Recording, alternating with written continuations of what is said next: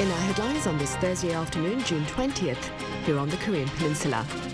Across the border in North Korea earlier on Wednesday, Kim Jong-un and his visiting Russian counterpart Vladimir Putin penned a military pact that pledges partnership against armed attacks.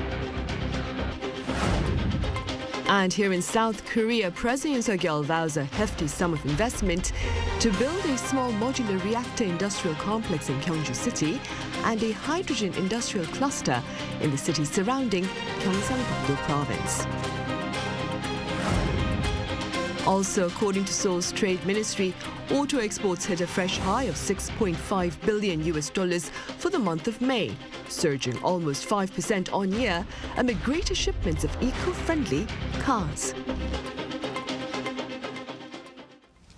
North Korea and Russia have promoted their partnership into an alliance that includes assistance in the event of an aggression against either one of them. Our defense correspondent Choi Min-jung reports. The leaders of North Korea and Russia agreed to elevate their relationship to a comprehensive strategic partnership. Kim Jong-un and Vladimir Putin inked the agreement on Wednesday following their summit in Pyongyang. According to Sputnik News, Putin said the agreement implies mutual assistance in case of aggression against either of the participants. He added that Russia does not exclude the development of military technical cooperation with North Korea in connection with the partnership. According to Reuters, Kim said the relationship between the two sides was raised to an alliance, implying that the countries would expand military cooperation as well. He stressed, however, that the agreement was peaceful and defensive in nature, adding he has no doubt that it will become the driving force accelerating the creation of a new multipolar world. Such agreement adds fuel to the fire as Pyongyang and Moscow's military cooperation, which developed since Kim's meeting with Putin in Russia last September, has already sparked global security concerns. Putin also called for a review of indefinite sanctions against North Korea by the UN Security Council, saying that the restrictive measures were inspired by the US and its allies. Prior to the signing, Kim and Putin sat down for a summit. Putin appreciated North Korea's consistent and unwavering support for Russian policy, including on Ukraine. Kim then expressed the regime's full support and solidarity with Russia in conducting military operations in Ukraine. North Korea expresses full support for the Russian government's special military operation in Ukraine to protect its sovereignty, interests, and the stability of its territory. The two also discussed ways to strengthen their bilateral ties, as Putin mentioned a new fundamental document. Last year, as a result of your visit to Russia, we made significant progress in building up our relations. Today, a new fundamental document has been prepared that will outline the basis of our relationship over the long term. Putin expressed his intention of meeting with Kim again, saying he hopes this will be held in the Russian capital. The Russian leader arrived in North Korea early Wednesday morning for his first state visit since 2000. Choi Min-jung, Arirang News. So, what are the broader implications of this latest summit between Moscow and Pyongyang for Seoul? Our foreign affairs correspondent, our North Korean affairs correspondent, that is, Kim Jong-sil, has some answers. With the latest agreement between Russia and North Korea being described by Western media as possibly the strongest cooperation between Moscow and Pyongyang since the end of the Cold War, some experts in South Korea say it's an opportunity for Seoul to reconnect with Russia. The outcome of the summit suggests that in some sense, Russia could have a bigger effect on North Korea in terms of the issue of conflict on the Korean peninsula. This means Russia can become more valuable to South Korea. And I think there's a chance that Russia is trying to reach out to South Korea by using the relationship with the North. Another expert in Russian studies, Professor Chung Jae-won of Kookmin University, says while deepening Moscow-Pyongyang ties do pose a threat to regional security, it's important to understand and analyze the situation calmly. Russia would not have reached out to North Korea like this without the war in Ukraine. So depending on how the war ends, it's going to have a big impact on the relationship between Russia and North Korea. When it all settles down, the relationship between them will become estranged and Russia will approach South Korea. Another expert said it is important to return to basics at a time like this.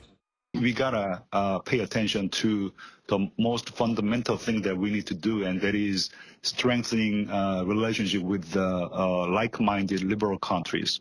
In the meantime, it's still important for South Korea not to sever the diplomatic channels with Russians and even with North Korea.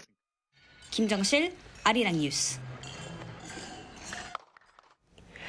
Over in Vienna, Austria, South Korea has reiterated its condemnation of North Korea's satellite launches. During a UN committee meeting on peaceful space exploration, South Korea's ambassador to Austria, Ham Sang-uk, underscored the regime's violations of multiple UN Security Council resolutions in its pursuit of placing spy satellites in space. Ham further called for international solidarity to crack down on North Korea's violations. A spy satellite launch last month by North Korea ended in failure, but it says its launch last November was a success. Meanwhile, President Yoon Suk-yeol has declared an all-out war to fight South Korea's alarmingly low birth rate. Our top office correspondent Kim Do-yeon covers the campaign ahead. A population state of emergency has been officially declared in South Korea, with the government expecting the fertility rate to fall to 0.65 in 2025. 저는 오늘 인구 국가 비상사태를 선언하고 저출생 문제를 극복하는 그날까지 범국가적 총력 대응 체계를 가동할 것입니다. This coming as President Yoon Suk-yeol on Wednesday presided over a presidential committee on aging society and population policy meeting, the second time to do so. The president added that 3 areas will be the focus of the government's all-out efforts: work and family life balance, childcare, and housing. For work and family balance, the government aims to up the current rate of dads taking paternity leave to 50% from current 6.8. For this, the government will financially support companies temporarily losing employees while upping the first 3 months of the government's parental leave pay to a maximum of 2.5 million Korean won, or about $1,800 from current $1,000. The government is also expanding public childcare programs so children aged from 3 to 5 will receive free education and care.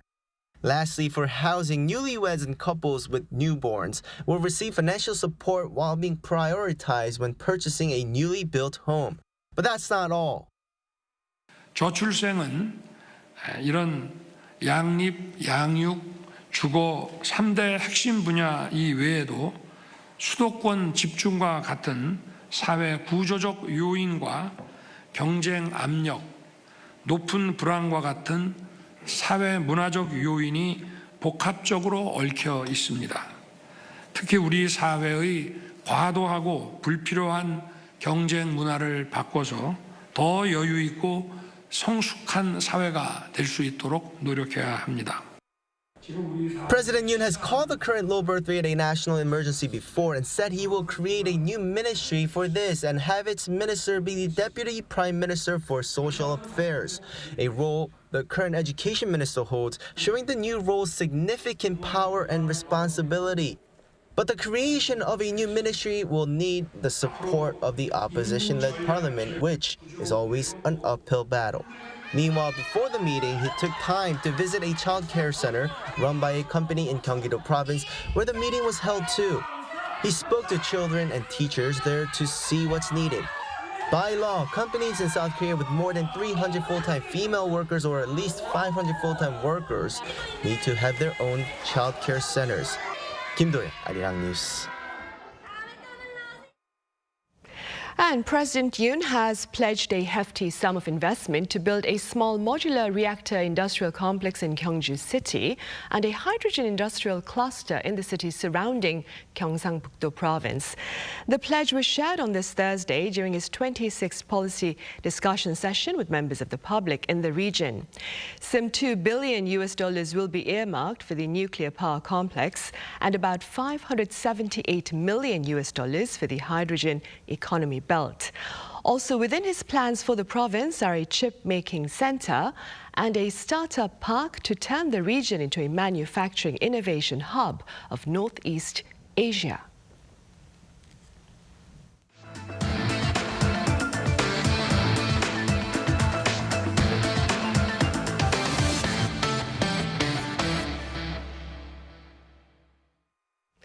Amid rampant warnings of longer and hotter heat waves this season, the government here held a related meeting earlier on this Thursday. During this summer session on electricity demand and supply, Seoul's energy authorities projected maximum demand to peak at 92.3 gigawatts during the second week of August. Now, this projection is similar to last year's outlook, but officials add demand may surge higher if cloud coverage lowers electricity production from solar panels and if the capital region cranks up its energy use. Accordingly, starting June 24th until September 6th, a real-time monitoring of power supply and demand goes into effect to allow for prompt response measures. In other news, Korea's current account ended last year in positive territory, but its balance with different trade partners stood poles apart. Our correspondent Lee Soo-jin explains. South Korea recorded its largest ever current account deficit with China last year, but also the largest ever current account surplus with the United States. According to the Bank of Korea on Wednesday, South Korea's overall current account balance recorded a surplus of more than $35 billion last year, up from around $25 billion from the year before. This was mostly driven by its current account surplus with the United States surging from nearly $69 billion in 2022 to $91 billion last year. That's the largest current account surplus with the United States on record since related data was first collected. And this was led by the current account balance for goods recording its largest surplus ever thanks to strong demand for automobiles and machinery. On the other hand, South Korea's current account balance with China recorded a deficit of $30 billion, also a record high. South Korea's current account balance with China has remained in the red for 2 consecutive years after falling into negative territory for the first time in 21 years in 2022. And last year's deficit was greater than that of 2022. This comes as outbound shipments of goods, namely chips, plunged by a large margin, while inbound shipments of goods dropped only slightly. South Korea's current account balance with the United States has shown an increasing surplus since 2020, while its current account balance with China has shown a greater deficit in 2023 than in 2022. It looks as though this decoupling trend driven by rising exports of AI chips will continue. As for its current account balance with other nations, South Korea's current account deficit with Japan last year shrank compared to a year earlier due to decreased imports of goods such as chemical products. But its current account surplus with Southeast Asian countries fell as outbound shipments of chips, oil, and chemical products fell. The Bank of Korea officials said that this surplus drop seen with the Southeast Asia region was, however, offset by the record surplus with the U.S., and that the central bank believes that exports to the U.S. will remain robust for a prolonged period. Lee Soo-jin, Arirang News. Korea's auto exports hit a new high for the month of May amid greater global demand for green cars. Our Park Gon-woo has the latest numbers. South Korea's overseas shipments of automobiles showed a strong performance for the month of May. According to the Trade Ministry on Thursday, auto exports hit a new monthly high that month, reaching $6.5 billion, an on-year increase of nearly 5%. The cumulative value from January to May this year was also a record high for the period, with a figure above $30 billion. Exports of eco-friendly cars saw a surge with hybrid vehicles up by nearly 50% in May compared to the year before.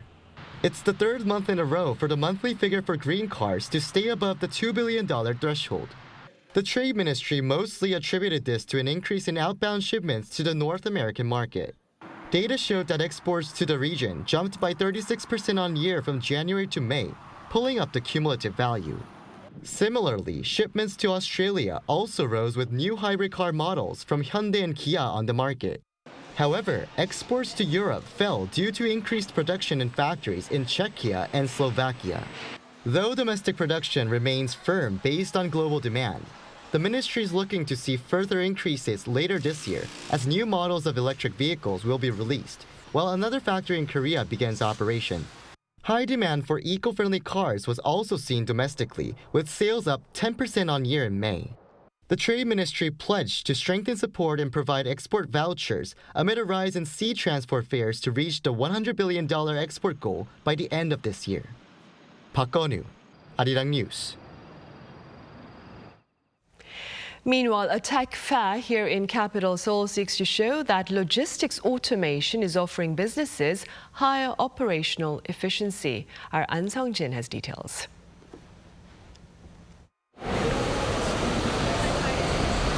In the age of digital transformation, from manufacturing to sales, the retail industry is looking to become more automated using robots. According to Business Research Insights, a data-based market intelligence company, the global market for automation is currently at $100 million and is expected to grow to $165 billion by 2031. Smart Tech Korea, a trade show hosted by the Trade Ministry from Wednesday this week, holds an array of events such as the Robot Tech Show and the Retail and Logis Tech Show, showcasing robot technology and solutions that are applied to the logistics process.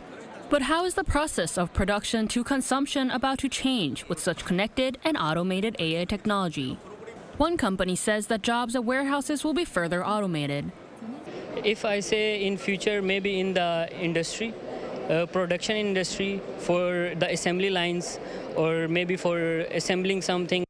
Including production, loading and packaging can also be automated with robotic arms picking up boxes weighing 20 kilograms and storing them. Most industry insiders say that companies are looking to reduce labor costs and use robots or automated technology instead for increased productivity, even if initial costs to implement the technology may be hefty. One concern most Asian countries, including South Korea, have is that as real estate prices and human labor costs rise, businesses are losing efficiency. Integrating these solutions can help enhance the return on investment. In addition to production and distribution for producers, higher industrial automation, such as the use of RFID, reduces human intervention, which may reduce error and inefficiency for consumers as well. Not only can these reduce excess costs for the producers, but they also provide better experiences for customers since they can also benefit from the automation process of unmanned sales. As more of the logistics processes are looking to become automated, factory layouts and industries will be changing accordingly. And as the Trade Ministry has said, the government is looking to further assist the process. An Sung-jin, Arirang News. There have been some alarming accusations by the UN Human Rights Office against Israel and its war strategies in Gaza. Our Lee Seung-jae reports. A report by the UN Office of the High Commissioner for Human Rights released on Wednesday says the Israeli military dropped precision-guided bombs manufactured in the United States into the Gaza Strip that may have violated the laws of war. The report indicates that in the first months of the conflict between Israel and Hamas, there were 6 cases in which the Israel Defense Forces used explosive weapons with wide area effects, including 2,000-pound bombs in civilian neighborhoods. The attacks led to at least 218 civilian deaths. The UN report also noted that on December 2, 2023, the Israeli military destroyed 15 buildings and killed at least 60 civilians when the IDF was targeting a single senior Hamas commander. In addition, out of the 6 cases mentioned, the report says 5 of the strikes came without any warning from Israel. The military is said to have used 3 different types of precision-guided bombs manufactured in the United States, with the UN report emphasizing that the use of a weapon that has such wide-ranging impact in a densely populated area could be considered a crime against humanity. Meanwhile, Israel's foreign minister has warned of an all-out war with Hezbollah and vowed to prepare for all possibilities. The remarks came after Hezbollah released videos of sensitive Israeli military sites and civilian areas. Foreign Minister Israel Katz said Israel is very close to the moment of decision to change the rules against Hezbollah and Lebanon, adding that in an all-out war, Hezbollah will be destroyed and Lebanon will be severely hit. Analysts warn that the daily clashes between Israel and the militant group are reaching a tipping point and could potentially escalate into a full-fledged war. Lee Seung-jae, Arirang News.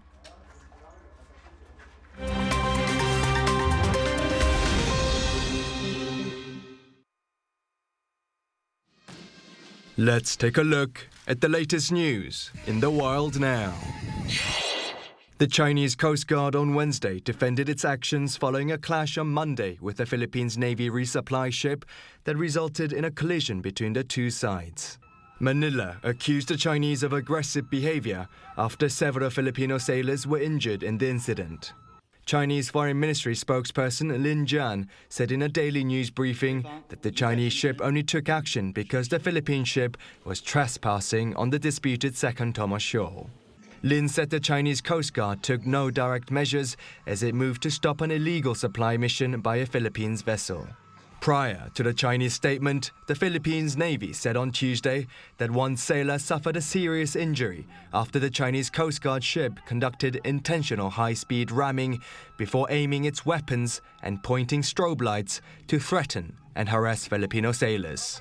The Philippine Navy stated that continued aggressive behavior and unprofessional conduct towards a legitimate humanitarian mission was unacceptable.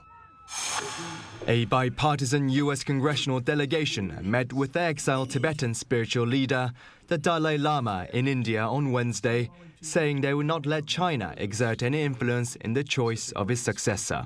The high-level delegation, led by Republican Congressman Michael McCaul and including Democratic former House Speaker Nancy Pelosi, met with the Dalai Lama at his residence in Dharamsala to brief him on the Resolve Tibet Act, passed by the U.S. Congress last week. The delegation added that the visit also aimed to encourage dialogue between the Dalai Lama and Chinese officials in the hope of working toward a peaceful resolution between Tibet and Beijing. After a failed uprising against Chinese rule in 1959, the Tibetan government has been in exile in India, while Beijing refuses to recognize autonomy for Tibet and hasn't held any talks with representatives of the Dalai Lama since 2010. The 88-year-old spiritual leader is expected to travel to the U.S. on Thursday for medical treatment on his knees, but has so far not announced any official meetings. Now to Russia and the far eastern city of Vladivostok, where a local court sentenced an American soldier arrested earlier this year to nearly 4 years in prison after he was found guilty of theft and making murder threats. According to Russian state news agency TASS, 34-year-old Staff Sergeant Gordon Black was sentenced to 3 years and 9 months in prison and ordered to pay some $115 in damages. U.S. authorities said Black, who is married, flew to Vladivostok to see his girlfriend, who he met while stationed in Korea. His girlfriend, Alexandra Vaschuk, told reporters earlier this month that Black had attacked her before stealing money from her wallet. And finally to the UK, where protesters from the environmental group Just Stop Oil sprayed powder paint on a part of Stonehenge on Wednesday. Police arrested 2 people on suspicion of damaging the world-famous prehistoric megalithic structure.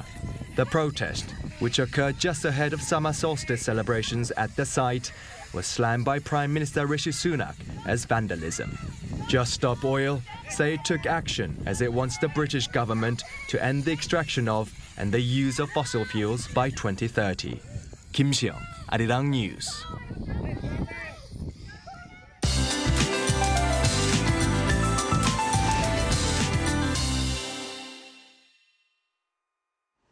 Good afternoon. Many regions had record-breaking June warmth yesterday, including here in Seoul.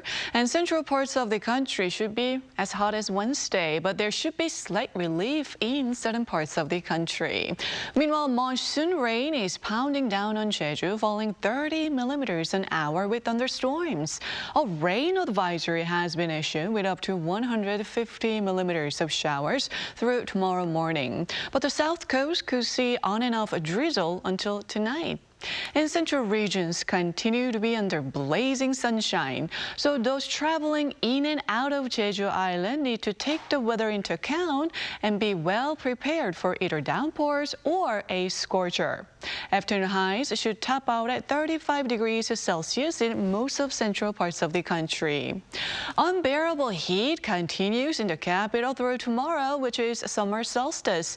Then welcome heat relief is on its way. Take care in this hot weather. With that in mind, let's take a look at the international weather conditions.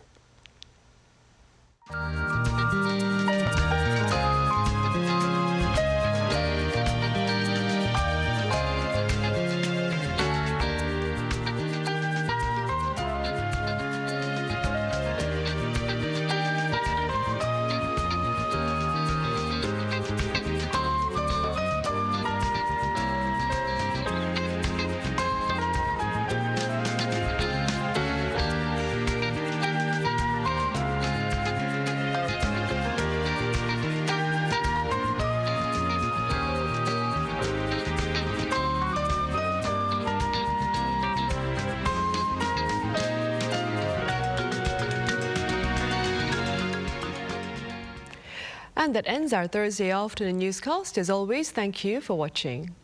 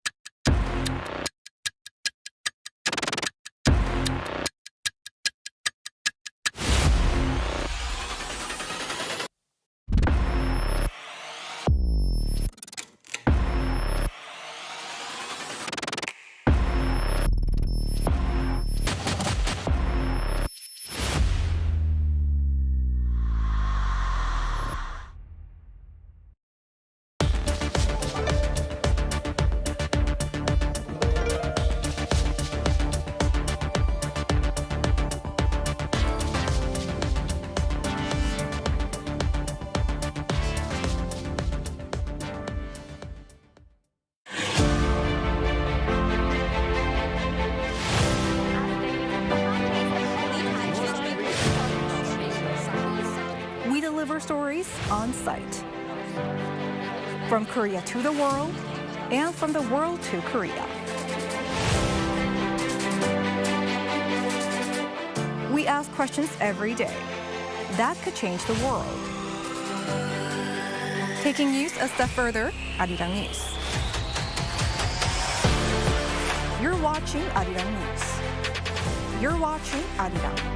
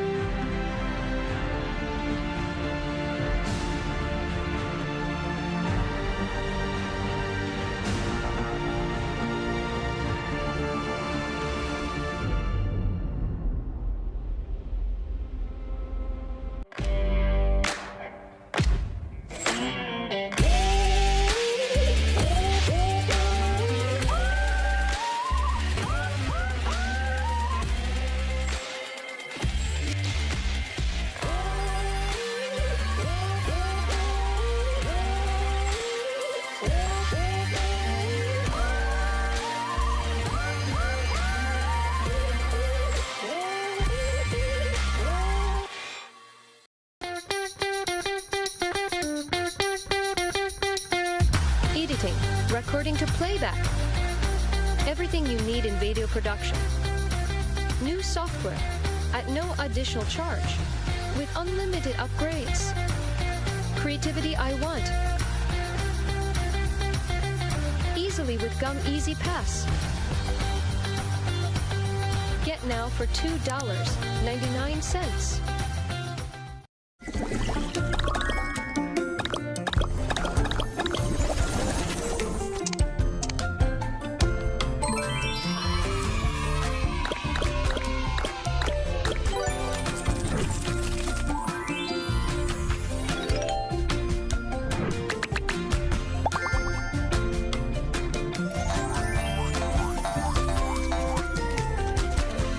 Adventure. Play now.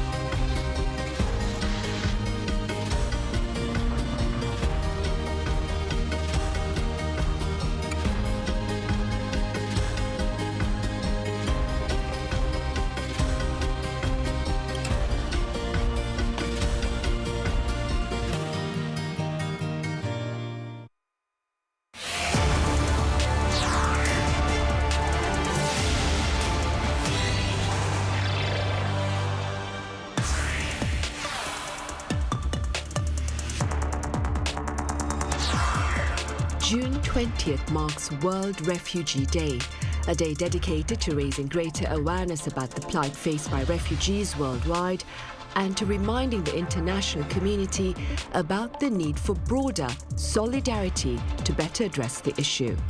That being said, on Issues and Insiders today, we explore the causes, consequences and countermeasures regarding the refugee crisis. Hello and welcome. You're watching Thursday's edition of Issues and Insiders. I'm Min San-hee.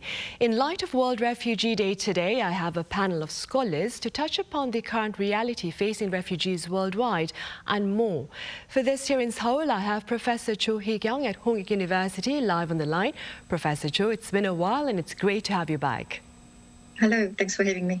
I also have Professor Marjolein Ziyech at the University of Amsterdam live on the line as well. Professor Ziyech, it's a pleasure to have you with us.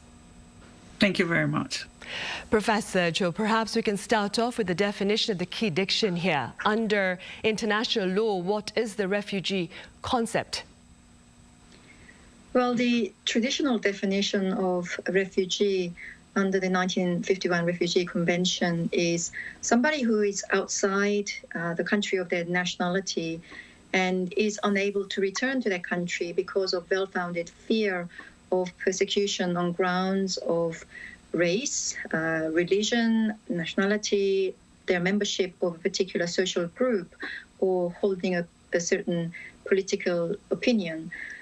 So you can see that this traditional definition under international law is actually quite narrow, and in some regions they have expanded the definition to include those people who are displaced because of internal conflict, foreign domination, or other serious disturbance to public order and so on. But again, people who are internally displaced within a country are not included in that definition, and also the so-called economic migrants, people who have had to flee their, or sort of who've left their country because they cannot no longer seek a livelihood within their own country, are also not included in that definition.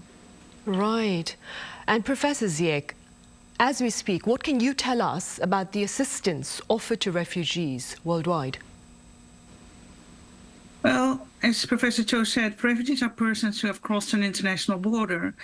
And what they need first and foremost is protection, asylum in another state. About 75% of the states in the world, including the Republic of Korea, are party to the 1951 Convention relating to the status of refugees and its 1967 protocol. The protection in those treaties consists first and foremost of protection against forced return to territories where the life or freedom of refugees may be threatened. In addition, those treaties lay down basic human rights, many of which are tailored to accommodate the special needs of refugees. Think, for instance, of the need for identity papers. States not parties to those instruments have comparable obligations by virtue of customary international law and human rights treaties to which they are a party. This does not, however, mean that all refugees are protected as indicated.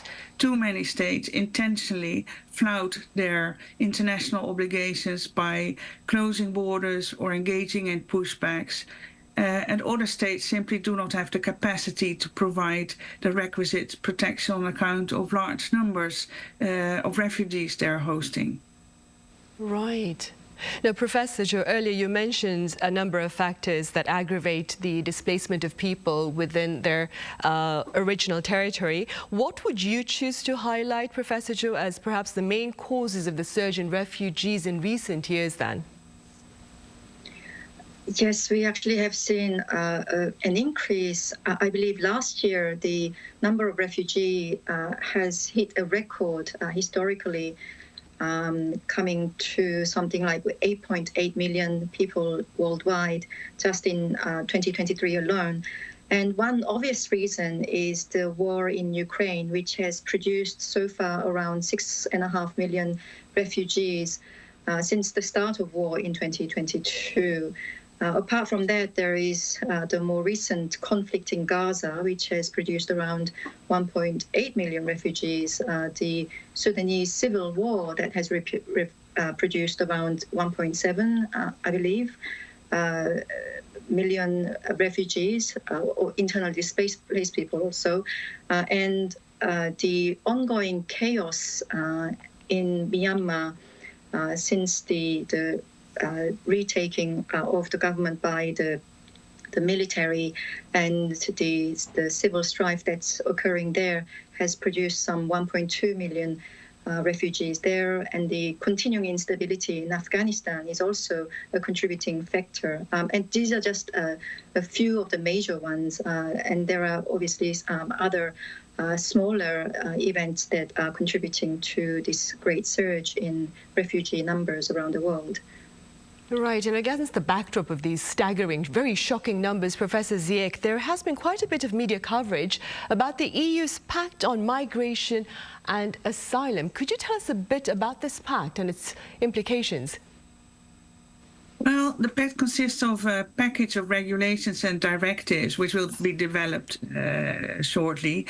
And they address securing basically the EU external borders by means of a system to manage arrivals at those borders, by preventing unauthorized movements, by strengthening decision-making process on asylum applications, by expediting return procedures, etc. Based on the pact, to elaborate a bit more, asylum seekers will be differentiated between those who are likely to be granted asylum and those who are not, such as refugees who originate from so-called safe third countries and those who are traveling on forced or with forced documents. They will be kept in closed reception centers at the external borders of the European Union and will be accelerated to an accelerated border procedure. And in case their application is rejected, they will also be subjected to speedy return. As to those who are not subjected to the accelerated procedure, the European Union state where the asylum seeker arrives is usually, and that has been practiced so far, is usually responsible for processing the claim of the asylum seekers. And that results in gross inequalities, gross imbalances in responsibility between those EU states. Under the pact, those imbalances will be offset by means of a mandatory solidarity mechanism. Other states, so not the frontline states, may opt to provide either funding to those states that host most of the refugees or relocate and host asylum seekers in their stead. I would like to add that the new pact is cause for concern, in particular the screening procedure at the border that aims to separate promising and not promising asylum seekers, the detention of asylum seekers, the fiction that those centers at the external borders of the European Union are not European territory, with the implication that some specific international obligations would not be applicable there, such as human rights obligations. There's also the possibility that all asylum seekers, including the promising ones, will also be kept in those centers whenever the Commission will proclaim there is an emergency. And another worrying aspect, I would say, is that part of the pact is also intensifying the drive to keep refugees away from Europe by means of anti-migration deals with countries of origin and transit countries in North Africa. All this while Europe is not the continent or the area receiving most of the world's refugees. So I'm worried about it. What example do we set, and how can we expect that other states elsewhere who do host most of the world's refugees will live up to their obligations? Right. And your concerns also appear to be a political hot potato in the Netherlands as well. I mean, last year the Dutch government collapsed following failure to seal a deal on curbing immigration. How do you explain this unfortunate phenomenon, and what can you tell us about the country's current policy? Right. Well, to start with the first part of your question, the coalition partners could not reach agreement about the demand of the Liberal Party that family reunification for recognized refugees in the country should be made impossible. One of the parties, the Christian Union, considered this unacceptable, and that was the end of the government. But since family reunification cannot be abolished in the way it was suggested, simply because it would breach the human right to family life, this collapse was not necessary and presumably induced by other motives, possibly the perception on the part of the Liberal Party that it would thus incur favor with right-wing voters in new elections. So we had those elections last year, and right-wing voters did vote, and they did win, but not so much by voting for the Liberal Party, but for the extreme right-wing Freedom Party. I just saw the photograph of Wilders, who is chairing that party. So we do not now at the moment have a new government, but we will shortly have a coalition government of 4 right-wing parties. They recently outlined their government plan for the coming 4 years. With respect to refugees, the plan intends to realize a very strict admission regime, and the intention is to render the Netherlands unattractive to asylum seekers. And let me give a few examples of the measures which the plan enumerates. First of all is the possibility to block processing asylum claims. The other measure is to ensure that the admissions percentage is brought under the European average by means of, for instance, reversing the burden of proof in asylum procedures, by reducing legal aid, by adjustment of safe country criteria, by curbing appeals. Another measure which is put forward in the plan is abolishing the priority which is currently given to recognized refugees with respect to the allocation of housing, the abolishment of their current right to an indefinite stay in the Netherlands, and altogether another measure is to submit an opt-out clause with respect to European asylum and migration law, modernizing the 51 Convention, whatever that may mean, and regarding the EU pact, which I mentioned earlier, to buy out rather than receive refugees. While some of those measures probably can be realized, international law will stand in the way of many others. The Netherlands is fortunately bound to observe international and European refugee and asylum law, customary international law, and human rights law. Right.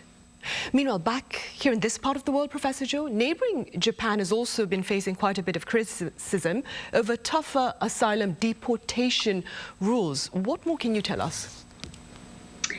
Well, Japan, alongside Korea, has actually been notorious for its rather stingy acceptance rate of refugees. But last year, they actually accepted a record number of refugees, all 303 of them, mostly from Afghanistan.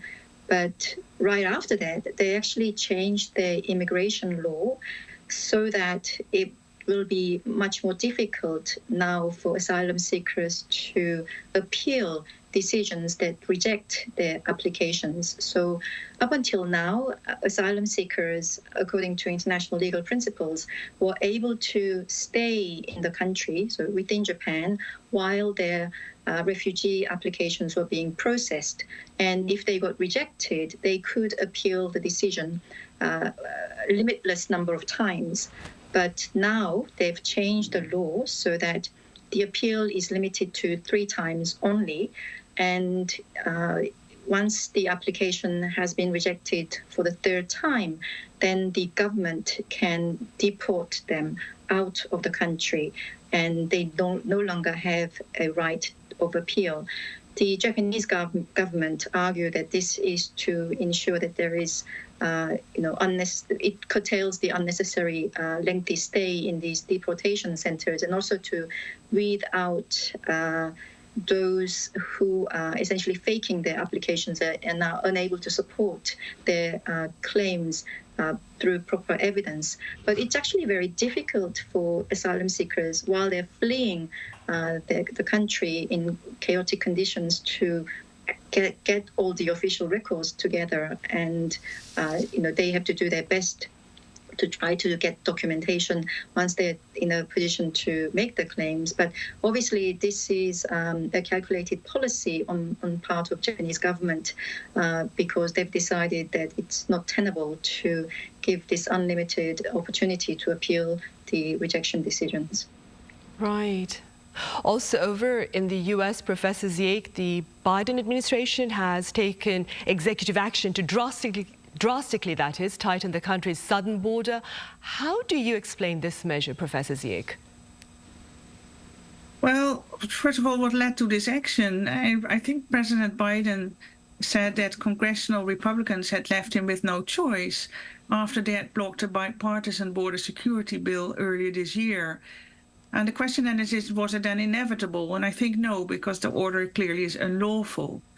The order suspends entry of those who cross the US-Mexico border into the United States unlawfully when that border is overwhelmed. It means that asylum claims are not taken into consideration when the 7-day average for daily crossings hits 2,500 persons. The order will then be lifted when fewer than 1,500 people a day on average cross the border in a time span of a week. I think the order is unlawful for the following reasons. First of all, the 1967 protocol to which the United States is a party does not allow derogation at all. Second, unlawful entry is not a valid excuse. Article 31 of the Convention, which is applicable to the United States by virtue of the 1967 protocol, Article 31 makes it clear that unlawful entry may not be penalized. And I think I really like Article 31. And the drafters understood very well that lawful entry is rarely an option. So unlawful entry may not be penalized. I also would say the order violates Article 33, paragraph 1, which is the prohibition on forced return, which I mentioned earlier, and which extends to a rejection of refugees at the border.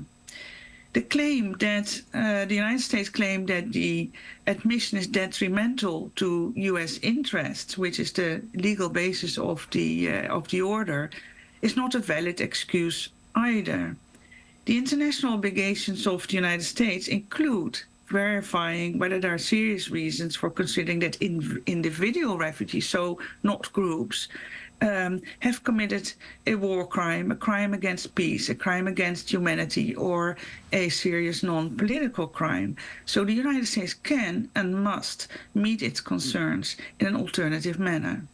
Right. Professor Jo, meanwhile, here in Korea, a local court granted the country's first refugee status, I believe, to a Russian draft dodger amid the war in Ukraine. What would you say is the significance of this latest ruling? Well, the fact that this is a first court decision that recognized the conscientious objector status of a Russian asylum seeker is significant, because I mentioned Ukrainian war as one of the causes that led to the surge or increase in refugee numbers in recent years. And apart from 6.5 million Ukrainian refugees, there is also an untold number of Russian refugees, and actually 5,000 of them have ended up here in Korea last year, and that represents around 30% of total number of asylum seekers who have made applications in Korea last year. And this case that was heard by the Seoul Administrative Court, essentially the court was convinced by the evidence presented by the Russian claimant, the asylum seeker, that he is not only a conscientious objector and therefore refused to serve in the military in Russia, which means, I understand, up to 10 years imprisonment, but also he is a supporter of the late Russian opposition leader, Alexei Navalny, and he has made statements supporting Navalny on various social media platforms, and so he had the genuine fear of persecution and most likely punishment if he returned to Russia. Now, as to whether this decision will lead to more lenient assessment of other applications by Russian refugees, in particular of that group, I don't think that's the case. And even in this particular case, my understanding is that the Ministry of Justice has appealed the decision. So we may actually have to wait for the decision of the appeal court. And so we are still very not very generous when it comes to recognizing asylum claims. Out of 18,000 asylum applications last year, I believe some 147 cases were accepted, which represents less than 1%. I mentioned the stinginess of Japan when it comes to asylum seekers, and their record is at least 3.5%, which is actually somewhat better than ours. And so this one case alone, I don't think it's going to make a lot of difference. But given the fact that asylum seekers usually end up in neighboring countries, it's no wonder that we are getting Russian refugee applicants in the record numbers as it's happening. And it's likely, if the war in Ukraine continues, we'll actually see an increase in that number. Right, but hopefully I'm sure you'll agree with me when I said hopefully that the war in Ukraine will end in the near future. I'm afraid that's all the time we have for this edition of Issues and Insiders. Professor Cho, as always, thank you very much for your time and your thoughts. And Professor Ziek over in Amsterdam, thank you very much for your insights. You're welcome. Right, many advocates claim or point out everyone has a right to seek safety, and those already in safety should seek to do what they can to share their shelter, be it literally or metaphorically. Thank you for watching.